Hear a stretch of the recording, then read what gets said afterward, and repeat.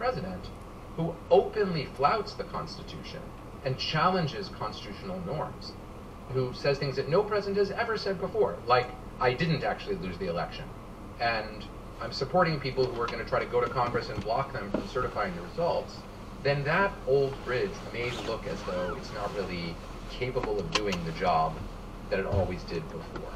And that's the scary aspect of our Constitution, that although we survived our stress test, our EKG went up and down a lot more than you would like it to do in what is supposed to be a 21st century democracy. So let me stay with your bridge analogy here, because how much of the bridge is actually things that are written in the Constitution versus norms and sort of like what we expect is going to be there to support us? I would say it's about 50-50. And the reason I think it's 50-50 is that the Bright Line rules are fairly clear and are pretty well understood by the courts, even where people on the courts come from different ideological perspectives. And one really good proof of that is that Trump appointed 3 justices to the current Supreme Court. And when he went to the courts and asked them to basically overturn the election, the Supreme Court, including all 3 of the justices that he appointed, flatly rejected those claims.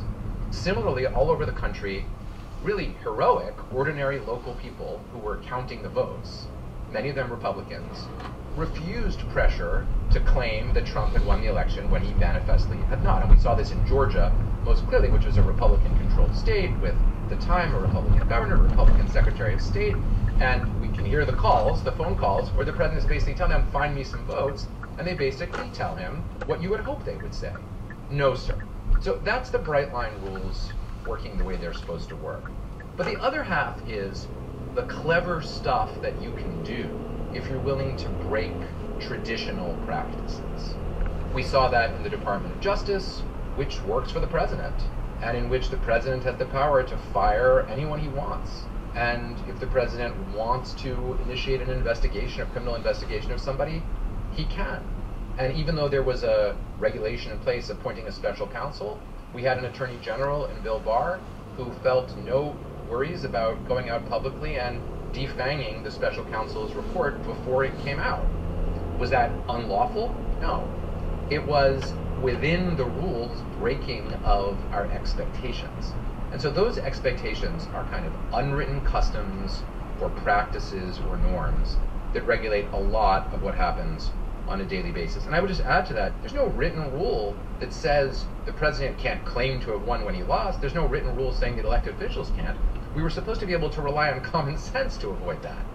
And so you may have criminal trials like the one that the president is under in the DC District Court now, charging him with various crimes. Those are kind of an attempt to put rules on something that really isn't rule-based. What's really rule-based is he lost the election. He can't continue to be president. Pretending he didn't, no clear rule against it. And so those are the things that can really distort our politics. In a moment, we'll have more with Harvard's Noah Feldman on the U.S. Constitution, turning to the issue of free speech. The Economist's award-winning podcasts make sense of what matters. Tune into the world with an Economist Podcasts Plus subscription. Search Economist Podcasts Plus and get your first month free.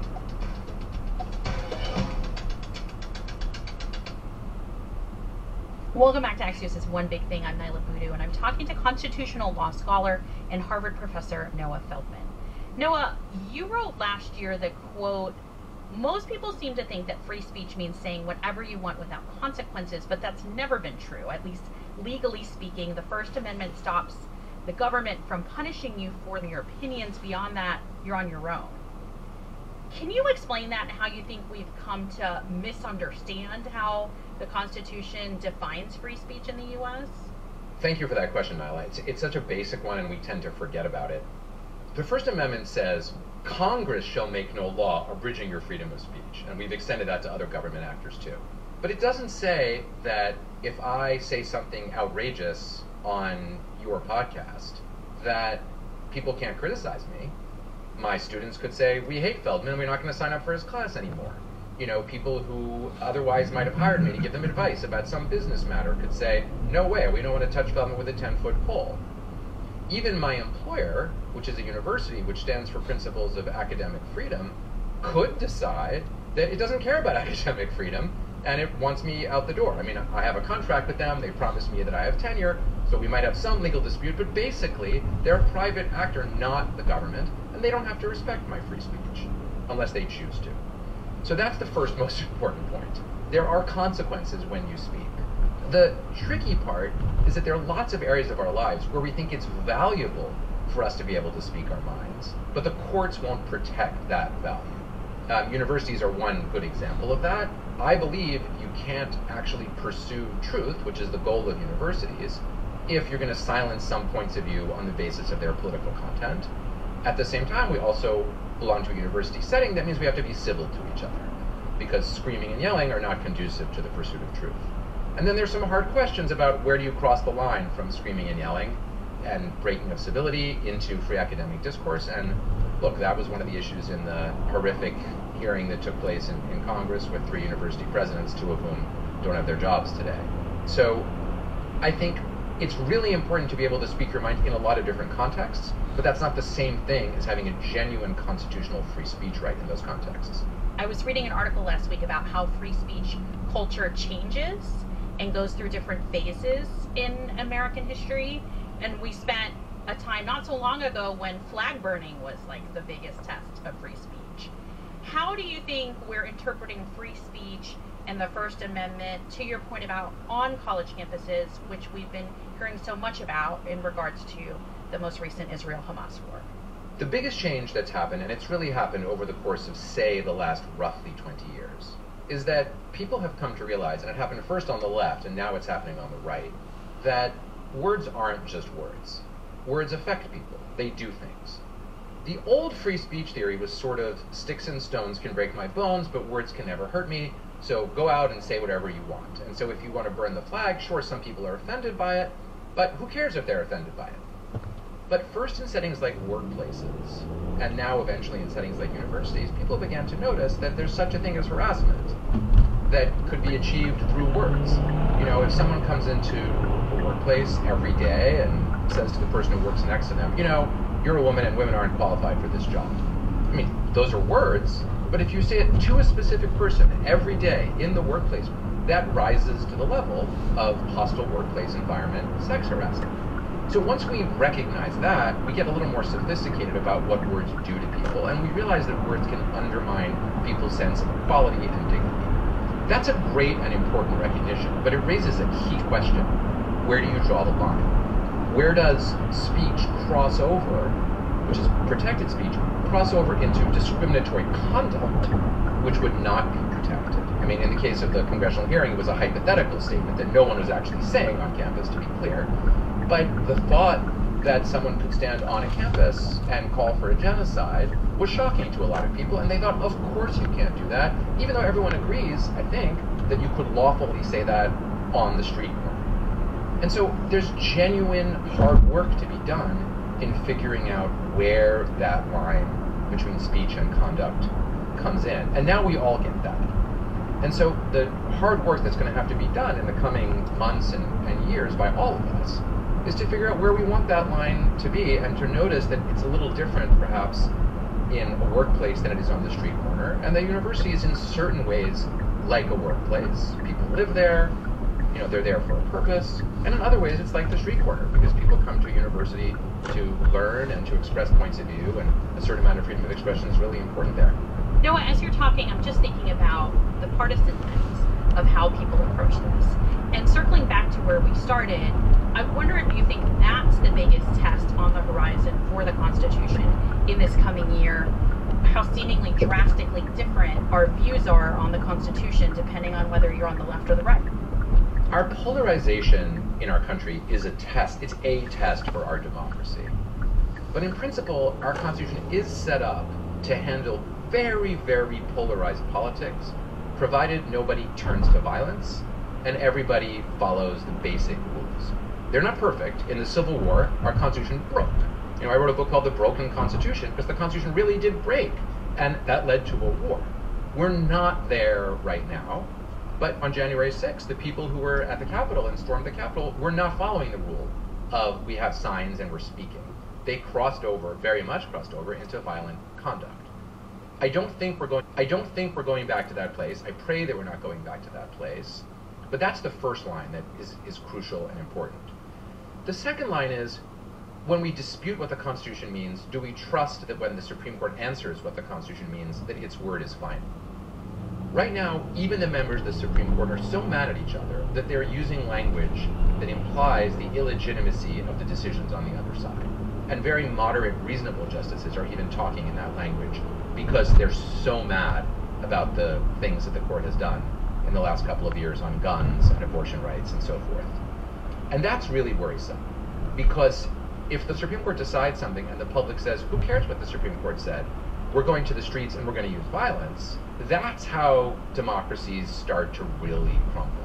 And I think we can see that the current Supreme Court justices are going to work very hard to issue decisions that will be as acceptable as they can be to the general public. But that's the thing to watch. The thing to watch is when we disagree about the Constitution and the Supreme Court weighs in, does the public accept, not that the Supreme Court is correct, but that its word is final because there's no one else to do it? When you talk about the public, what do you think the average American's responsibility is in all of this? What the average American has to do is ask, what outcome is best for the country that I want my grandchildren to inherit? Not, am I right or am I wrong now, but what will keep the system going? And it's my hope that people will look when they vote for their local officials and for their national officials, and when they go to protests and when they speak at city council meetings and school board meetings, remember that you can't run a country if the people on the other side are bad people. And so I think this is our responsibility. Morality is important. There's right and there's wrong, and you should stand for what's right and what's wrong. But if you think that everyone who disagrees with you is fundamentally a bad person, then why are you in a country with them? It's not going to work. We have to be able to say about the people we most disagree with, I disagree with you, you're wrong, your views might even be bad, but you're not a bad person. You're someone who I respect at the level of the fact that you in conscience care. And that, I think, is the responsibility that we genuinely can all exercise, and we can exercise it at every level. Noah Feldman is a Harvard law professor and constitutional studies scholar and author of the forthcoming book, To Be a Jew, A New Guide to God, Israel, and the Jewish People. Noah, thank you so much, and I want you to come back and talk about that book. Thank you, Nyla. That's a yes. I'd love to. And one final thing before we go. There's been a lot of talk about former President Trump and the 14th Amendment lately. That's because the Colorado Supreme Court kicked Trump off the GOP primary ballot, declaring he'd violated the 14th Amendment of the Constitution. Now it's headed to the Supreme Court.